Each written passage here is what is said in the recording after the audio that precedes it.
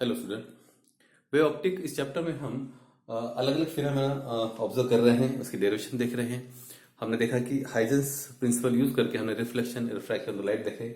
उसके बाद जो हम देख रहे हैं interference and diffraction of light हमको प्रूव करना है यूजिंग हाइजेंस प्रिंसिपल। तो इसके पहले के लेक्चर में हमने क्या देखा था? हमने देखा था इंटरफेरेंस ऑफ लाइट, जिसमें दो टाइप के इंटरफेरेंस हमने देखे थे। One is constructive interference and another is destructive interference. That depends on the phase difference, path difference of the waves. तो हमने क्या किया है, किया था इस लेक्चर के पहले कि दो सोर्स थे लाइट के, ए और बी, और ये दो सोर्स जो है यहाँ हमने पॉइंट पी लिया, जहां पर दो वेव ट्रेवल करेंगे।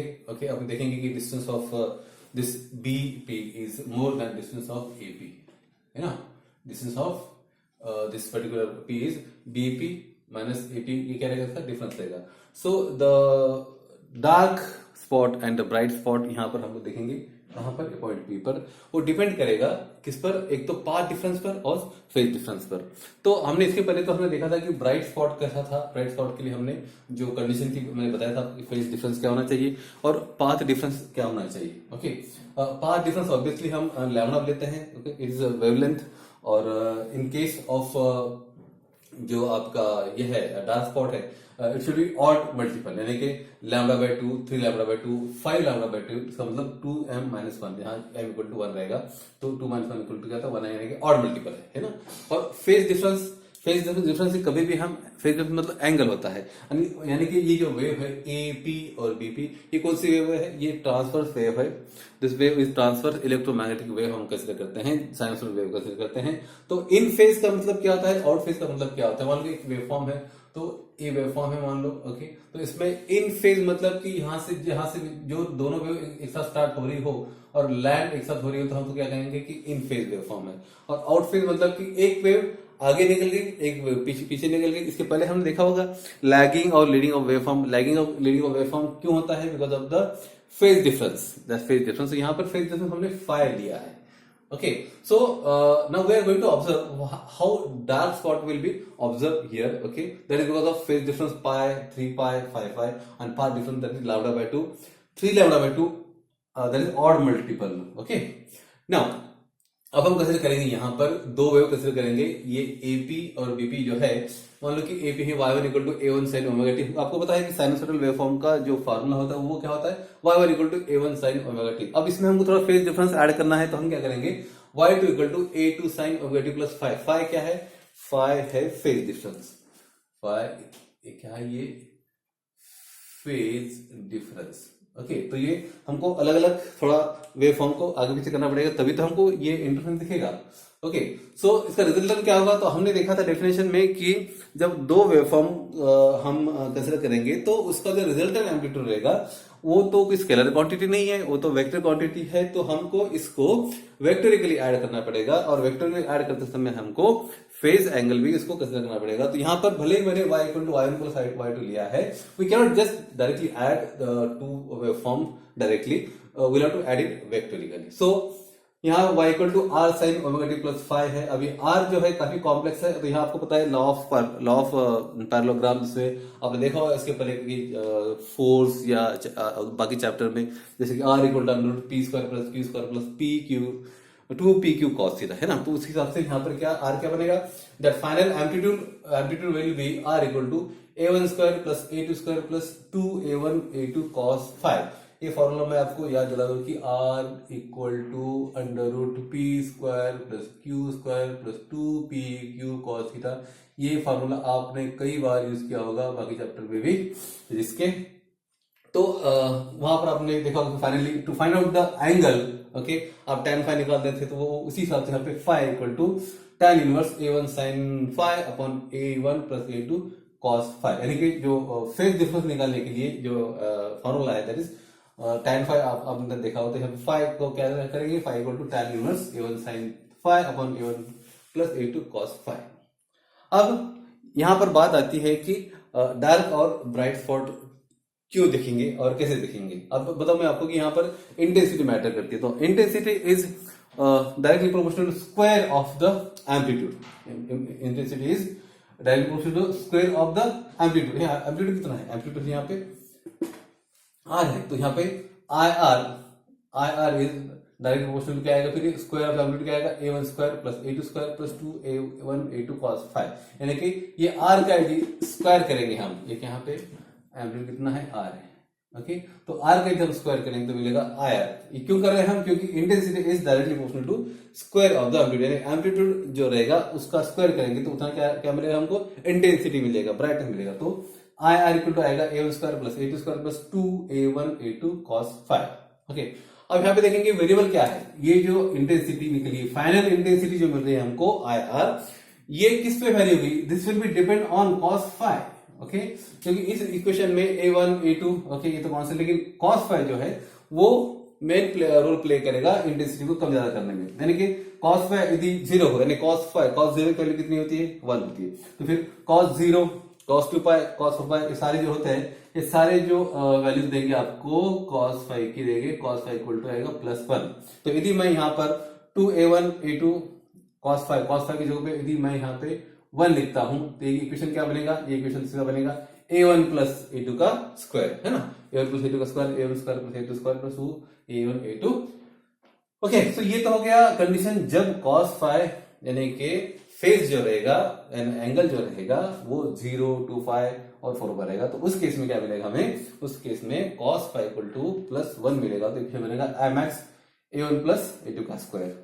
ओके, और जब ये जब ये फाइ एंगल पाई 3 पाई 5 पाई यानी ऑड मल्टीपल रहेगा, तो यहां पर cos 5 की वैल्यू मिलेगी -1।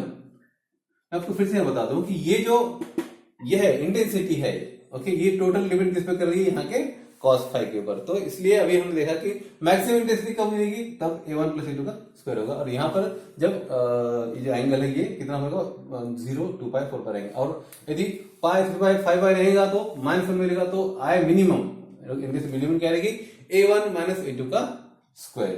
ओके, क्योंकि ये माइनस यहाँ लिख देंगे हम, इस इक्वेशन माइनस लिख देंगे, तो यहाँ पे क्या इक्वेशन क्या आएगा, ये माइनस, इसको मैं एज इट इज लिख देता हूँ cos 5, क्योंकि ये बार बार चेंज करना पड़ेगा, तो -1 आएगा, तो a1 square plus a2 square minus 2 a2 cos 5 जाएगा, यानी कि ये cos 5 जब -1 लूंगा तो क्या हो जाएगा, ये cos 5 यहाँ से यहाँ -1 हो जाएगा, तो ये cos 5 -1 आ जाएगा, तो इसलिए a1 माइनस a2 का स्क्वायर यहाँ आ जाएगा।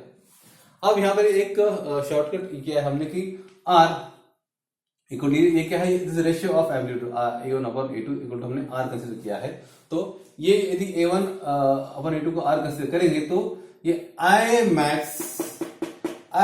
अपॉन I मीन ये हम r प्लस 1 का स्क्वायर अपॉन r माइनस 1 का स्क्वायर भी लिख सकते हैं। यहाँ पर एक मैं बताऊंगा आपको कि actually I max upon I mean कर दिया मैंने, यहाँ पे I मीन कर दिया, तो ये हटा दूंगा यहाँ पे, तो यहाँ क्या आएगा a1 माइनस a2 का स्क्वायर। ओके, इक्वेशन ऐसे बनेगा ये, तो यहाँ पर यदि इसको हम r के फॉर्म में लिखेंगे, okay, ratio of amplitude ratio, इसको एम्पलीट्यूड रेशियो बोल सकते हैं हम, तो मिलेगा हमको r equal to a1 upon a2, that is I max upon I min equal to r plus 1 का स्क्वायर अपॉन r माइनस 1 का स्क्वायर। अब कंसीडर करेंगे कि ये जो दोनों भी इंटेंसिटी है, ओके, तो फाइनली I मिल रहा है हमको I1 plus I2 plus 2 under root I1 I2 cos 5 I2 cos 5। आप कंसीडर करेंगे कि दोनों जो वेवफॉर्म है उसकी इंटेंसिटी जो है वो I1 है, दोनों वेवफॉर्म की इंटेंसिटी कितनी है, I1 है, तो ये इक्वेशन कन्वर्ट हो जाएगा I equal to 2I 1 plus cos 5। Again अब यहाँ ये जो इक्वेशन है इस इक्वेशन में भी वेरिएबल क्या है, ये cos 5 है।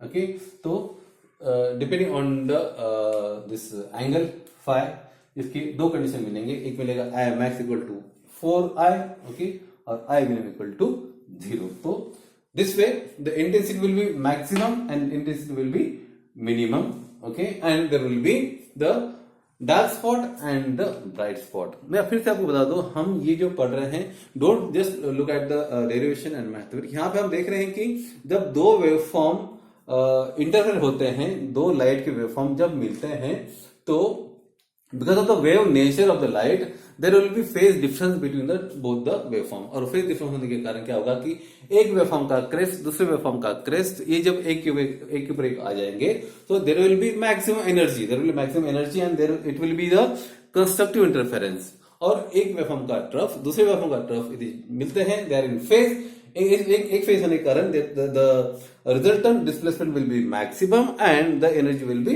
मैक्सिमम।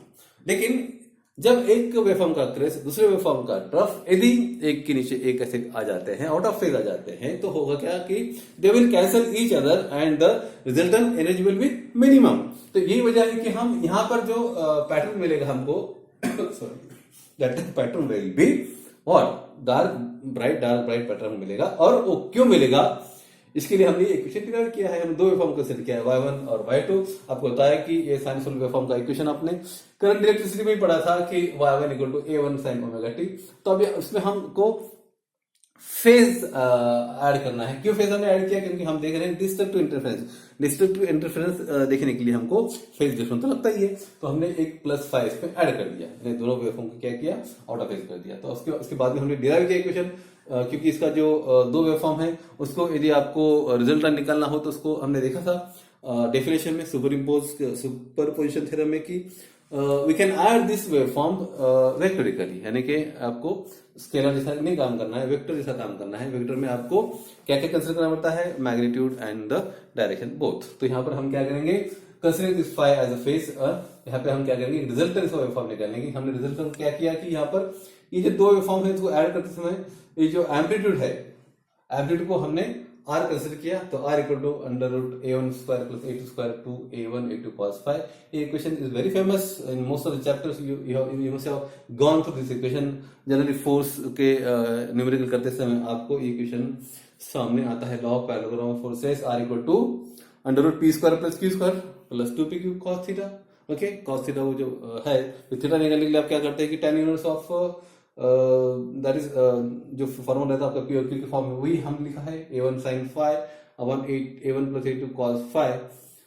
यहां पर थोड़ा ये ख्याल रखो कि ये फॉर्मूला नया इंट्रोड्यूस हुआ है कि इंटेंसिटी जो होती है, intensity is directly proportional to square of the amplitude, यानी जो एम्पलीट्यूड होगा उसका स्क्वायर होगा। तो यहां पर हमने क्या किया कि ये एम्पलीट्यूड है, r is the total amplitude of the waveform. जो दो वेवफॉर्म मिक्स होंगे y1 और y2, उसके कारण जो एम्पलीट्यूड होगा वो r है। तो इसका स्क्वायर क्या होगा, a1 square plus a square a2 square plus 2 a1 a2 cos phi। Okay, और आगे हमने फिर क्या किया कि cos ये जो रिजल्टेंट इंटेंसिटी है r रिजल्टेंट इंटेंसिटी IR है, इसमें ये कौन डिसाइड करेगा इंटेंसिटी, तो ये cos phi, यानी कि cos phi की वैल्यू जो -1 से 1 तक वैरी होती है, उस प्रकार इंटेंसिटी क्या वैरी होगी। तो हमने क्या कंडीशन दो लिए इसके अंदर, एक तो 0 2 पाई 4 पाई ये वैल्यू पुट करेंगे तो cos phi आएगा +1, cos 0 की वैल्यू 1 आती है। और यदि हम इसको पुट करेंगे पाई 3 पाई 5 पाई तो इसकी वैल्यू आएगी -1। तो उससे क्या होगा कि there will be two possibility, एक तो a1 प्लस a2 का स्क्वायर होगा या तो a1 माइनस a2 का स्क्वायर होगा। यानी a1 प्लस a2 का स्क्वायर होगा तो इंटेंसिटी मैक्सिमम होगी, और a1 माइनस a2 का स्क्वायर होगा तो इंटेंसिटी मिनिमम होगी। ओके, और लास्ट में हमने कंसिडर किया कि दोनों इंटेंसिटी यदि सेम हो, I1 equal to I2 equal to I, तो हमको क्या मिलता है, रिजल्टेंट IR क्या मिलता है 4i cos पर 5/2। तो I max intensity maximum intensity कब होगी, ये 4i के टाइम में होगी, और I मिन कब होगी, 0 होगी। तो this is all about the destructive interference of light. इसके बाद हमने कंस्ट्रक्टिव इंटरफेरेंस देखा था। इसके बाद के लेक्चर में हम देखेंगे कंडीशंस फॉर द इंटरफेरेंस। तो आई होप आज का जो टॉपिक था आपको समझ आ गया होगा। लिखने में काफी समझ आता है, इसलिए मैंने पहले से ही लिख कर दिया था। I just detailing about this derivation, और next time will do the next lecture. Thank you.